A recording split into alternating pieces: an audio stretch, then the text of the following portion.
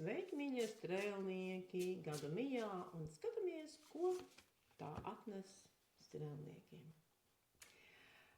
Strēlniekiem jaunais gads nāks ar jaunām mācībām, ar jaunu apgūšanu, tas var būt akadēmiska izglītība, tā var būt grāmatlasīšana, tas var būt redzesloka paplašināšana, bet tā var būt arī kaut kāda jauna, liela ticība vai vērtība pašiem strēlniekiem, ko jūs iegūsiet nākamajā gadā.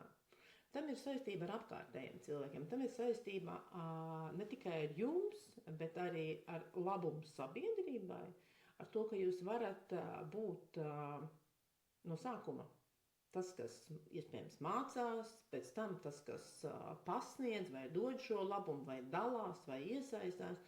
Un līdz ar to es gribētu teikt, ka apkārtējie cilvēki šajā gadā jums ir ļoti svarīgi, ļoti noderīgi, un raugieties vien vai apkārtnē nav kāds, es gribētu teikt, jums autoritāte, kam jūs gribētu sekot, kam jūs gribētu līdzināties, ko jūs gribētu klausīties, pie kā jūs gribētu mācīties.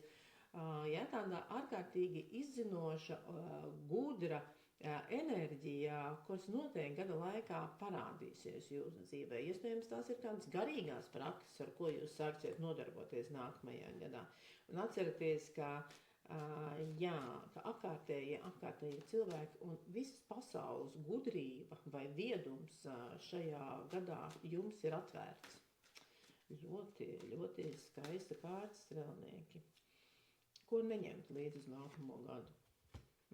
Jā, neņemt līdzi pieticību, žēlošanos. Nē, es nevaru, man te nepietiks laika, man nepietiks naudas, kur mēs atbildība par to, redz, kur man te jāsaka. Nē, es nevarēšu.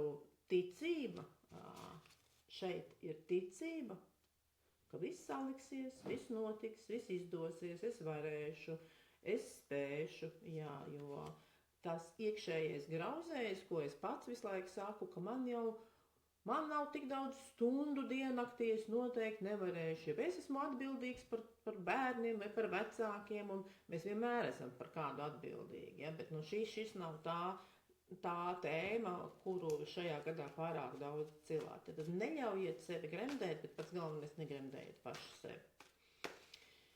Attīstīt. Ko attīstīt nākamajā gadā?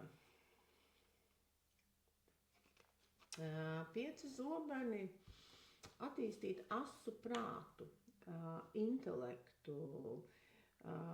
analizēt situācijas, analizēt 5 gājienus uz priekšu, mēģiniet saprast, kaut kāds jocīgs vārds nāk, izfiškot lietas, ko kā nozīmē. Ja tas ir tā kā spēlēt šahu, iemācieties spēlēt šahu vai kādu prāta spēli, kas liek jums tā kā būt stratēģim, būt tādam cilvēkam, kas saprot, kas būs, ja būs tā.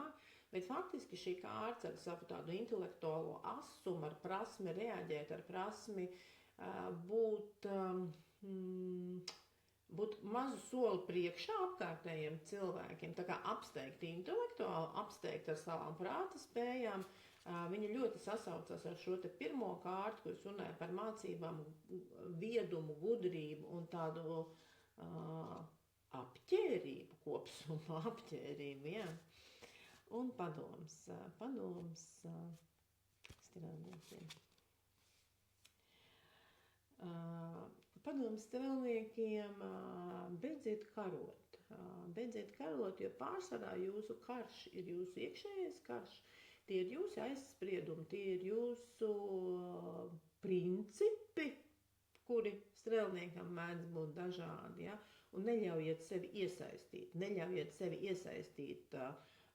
kariņā, ja? Kariņā, kur ir ikdiena, kur ir mūsu ikdiena, un patiesībā te gan tas, ko attīstīt, gan tas, kas ir jūsu padomā, tās ir vienas un tās pašas kārtas, tas nozīmē, ka asprāts ir lieliska lieta, bet neļaujiet sevi apmuļķot vai apspēlēt, drīzāk apspēlēt nekā apmuļķot, jo tur, kur ir prāts iesaistīts, tur jau nav saistība ar muļķību.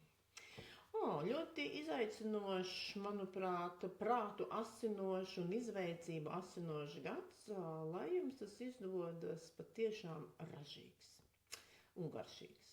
Uz tikšanos atkal!